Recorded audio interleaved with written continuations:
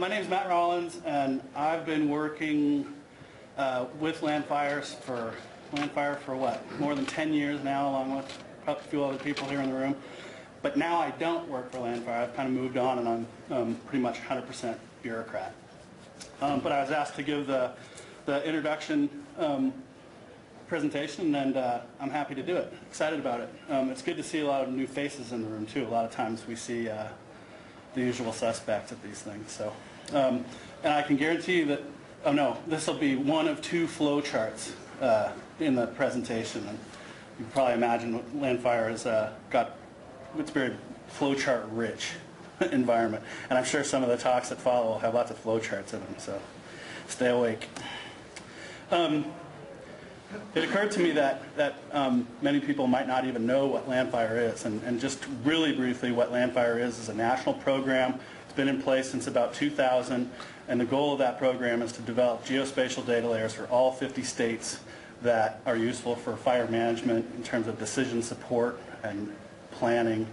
And it wasn't developed to feed any one specific program, and we went to a lot of time and effort to make sure that the products were useful across the gamut of fire management, and it turned out later natural resource questions in general. So for the talk, I was provided at the toward the last minute with some extra slides from one of our business leads, and I stuck those in there. So we're going to start with some thoughts on Landfire and ask some questions, go through some of the history really briefly of the program. Talk a little bit about Landfire 1.0, which is the first national set of layers that came out, which were circa 2001. And then the two sets of refreshed data layers that came out later. And then the current phase of updating, which will bring the layers up to currency as of 2010. Talk a little bit about the future of Landfire. Then we'll revisit some of those questions on the thoughts on Landfire. And I had a bunch of snarky stuff in there, and I took it out, and then I put some of it back in, and some of the stuff on the side is some commentary, but I won't really address. But and if you want to talk about that later or during the questions, I'm certainly willing to. So, how many people in the room have heard about Landfire before today?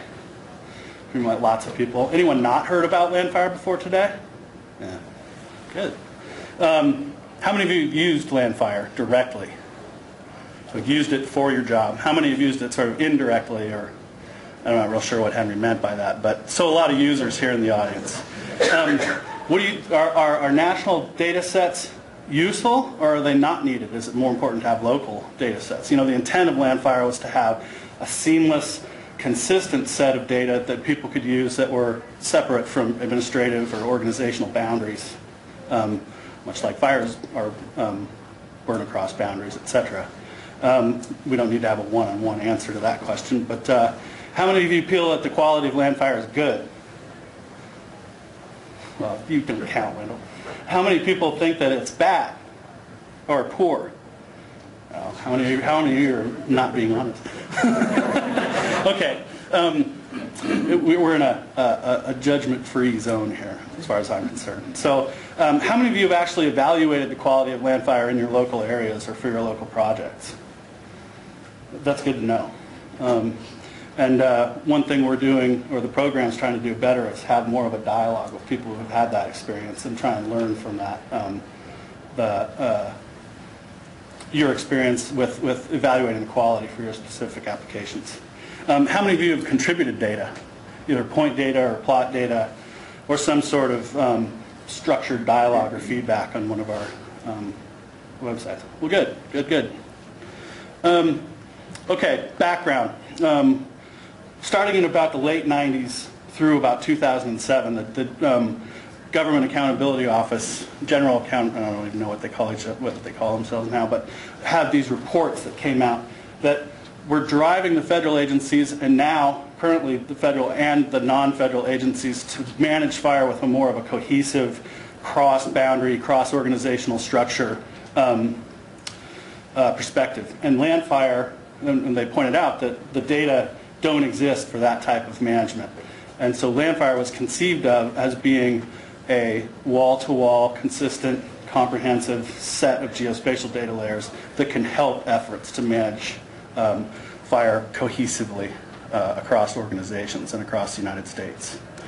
So again, it was conceived of as a seamless set of comprehensive, consistent geospatial data products that not only were focused on fire management planning or fire management tactical activities, suppression or response, but also fire business, the business of trying to figure out how to allocate resources ahead of time, how to allocate resources for hazardous fuel reduction, etc.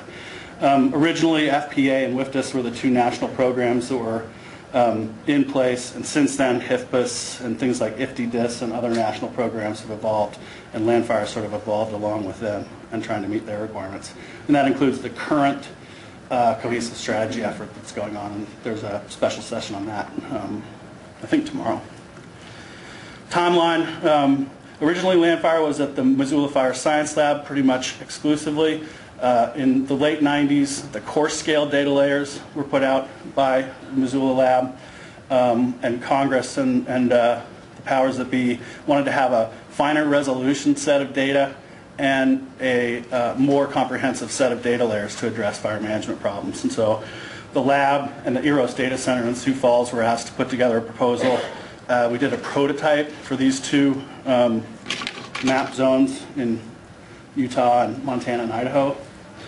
That was completed in 2003. And then the national implementation took place. And then since 2004, it took us a while to develop the first set of all 50 layers for all 50 states. And then since then, in 11 and 12, we've put out new versions, quote unquote, improved and updated versions. And I'll just touch on what those all meant. And then we're looking at somewhere down the road incorporating a brand new set of imagery and remapping the entire United States. Originally that was conceived of as in the 2015-2017 timeline. So until then this refresh activity would continue. But now there have been some discussions about moving that forward, and especially with the new Landsat platform, doing a remap sooner than 2015 or 17, but no decisions have been made. These are the geographic areas of Landfire. The smaller units are the MRLC map zones. They were divided up for a different national mapping activity for the National Land Cover data set, which is where we get our Landsat data from. They, originally, before the Landsat data were free, we needed to tie in with them, and we've just retained those sites. And then regionally, we have these 6, 7, 8 geographic regions, and that's how we tear up the country, and that's we progressively, at least for the first round of refreshes, have updated the data for one of the geographic areas, put out the data, and then moved on. I wish Oli was here because he's supposed to be mapping all these important islands in the Pacific. So, in one page, what is Landfire? Again, objectives were for national assessments for both, so we delivered both vegetation and fuel layers. It was supposed to be, all the layers were supposed to be integrated, so they made logical sense when you drilled down through them, using consistent methods. They were comprehensive, wall-to-wall, and the methods needed to be repeatable so that the data could be maintained and kept up to currency. There are 24 primary data products describing vegetation, fuel, and fire regime. The subsequent presentations today will talk a lot more about those. Again, the original concept was that it was going to be useful for national strategic applications. And since the first data came out, people have been exploring and being inquisitive people. They go out and they use the data for lots of different applications, both for local fire applications and for all kinds of non-fire applications like habitat assessments. Tons of different examples of that. There's a bee pollination study. I saw recently a national pica habitat map that was based on Landfire data. We work really closely with the GAP program, whose main goal is to map wildlife habitat.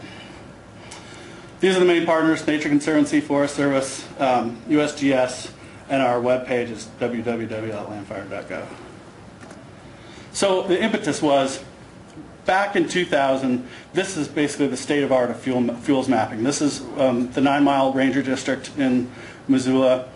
just north of Missoula. The best they could do for comprehensive fuel maps was for their administrative units. So this is just the Forest Service land. Everything else is in holdings or private or other lands. But this was the best they could come up with as an organization to use to feed fire behavior models this was for the 2000 fire season. And Landfire was at the very, very early stages of its prototype then in this area. And we could show that it was fairly easy to make a map that was wall-to-wall, wasn't restricted to any specific units, and was much more applicable to cohesive applications, at least then in just this local area, but now nationally. So that's just to show, basically Landfire filled in the holes, but there were many issues along with that. So over time, not only you could use the same data layers for specific local incidents, and neither of these maps show any Landfire products, but they show analyses that were conducted using Landfire data. These are WFDS runs, and from back in 2003, these are just, I believe, far sight runs for that fire season. But what is important here is that data for a specific incident, a specific local application, the same exact data can be used for regional applications such as this. And it's the first time fire managers have had access to that sort of equivalence and comprehensive and consistent geospatial data. And that's not only important in tactical situations when you've got fire burning, but it's also obviously important when you're trying to allocate resources for hazardous fuel reduction. So here's the second flow chart. It's much simpler. Basically, production starts with a bunch of foundational geospatial data, whether it's satellite imagery or topography, and a bunch of reference data. And then I think the next presentation is all about our reference data set. We map vegetation, 3 different types. You'll hear more about that later. And then we map a suite of products that are related to fire regimes, and we map a suite of products that are related to fire behavior and fire effects. Everything here is fully dependent on not just the processes, but the quality of the data here. And that's where users play an important part, because it turns into a feedback. So say someone uses these and they're not happy with the way they work, they have the capability of either adding additional data to the cycle here for future remaps, or providing some sort of anecdotal or narrative feedback to the Landfire through one of our feedback mechanisms, so that these processes could be changed, either locally or systematically across the nation.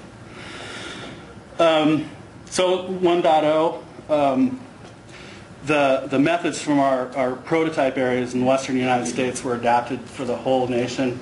It turned out to be much less clean cut than we had hoped. So our efforts to map all 50 states were basically constantly in development as we incorporated new and perplexing mapping issues. For example, mapping in the eastern United States, where we didn't really know that much about the relationship between potential vegetation, to the extent that it exists there, and existing vegetation and how that translates into fuel. Again, those details will be discussed more in the other presentations of the session. Then over time, we learned that our vegetation classification system that we had made up ourselves for our prototype was not going to work for the United States, and so we had to pick a vegetation classification that was in place and consistent for all 50 states. And we went with the Nature Serves Ecological Systems. And I think 2 talks from now is going to address the vegetation classification system, Don Long's talk. Later, Wendell will talk, I think, about fire regime condition class, not only in this session, but he's also talking about that in other sessions. And then we'll have Tobin talking about our fire behavior and fire effects models. And again, these 2 maps on the side are basically, this one is a WFDS run for Craggy Fire in California, and this is an example of a non-fire application of Landfire in Region 4 of the Forest Service, where they did some bighorn sheep habitat assessment with the Landfire Layers. So after the national layers were out, we were, is that 5 left. leaving 5 for questions, or 5 left total? Okay. All right, well, I'll hurry through. Well, we did, then we had to figure out how we were going to keep the layers up to date. How were we going to bring the layers from the date of the original imagery that we had for the entire United States up to currency. And this system was developed where instead of remapping everything using remotely sensed data and brand new reference data, what we did was identify areas on the landscape that had changed since the last landfire mapping and updated those layers, updated those specific areas, and you'll see examples of that. So for example, where someone out in the United States had done some fuel treatments, we used polygons and description of those fuel treatments to change the landfire fuel data for those areas. And you'll see lots of examples of that through today's talks. And so that, when we talk about refresh, that's what we're talking about. Updating local areas or specific types across the United States that have grown since the last time of the mapping, because it was just unfeasible for us every time we needed to update to compile a new set of satellite data and map from scratch. Hence, this refresh, and then eventually a remap of the United States, because what eventually, once we've refreshed 3 or 4 times, you're sort of going to have a patchwork, and it's going to be time to reset with some real consistent set of imagery from one date. So I'm not going to go about, initially the first refresh was to fix some problems that we knew about with the data related to places where the data hadn't been mapped right up to our international borders. We didn't do a very good job of mapping riparian wetlands. We needed to address the burnability of fuels that were integrated with agricultural and integrated with urban areas. The extent of our barriers or our barren areas were limited. And also we needed to reevaluate ecological systems as the correct vegetation classification for this application. So there's been two refreshes, with one currently underway. There's suites of data out there that are current as of 2001, current as of 2008, and now there's going to be, in 2013, there will be a new set of layers that are current as of 2010. There's that 2-year time lag there due to the enormity of the remapping task. Again, this just gets at how we identified areas that had changed. So if the original, the dates are a little off, but if the original map was here, we could look at satellite imagery subsequent to that, identify patches that had changed, and then when we remapped, we would just remap for the patches that had changed.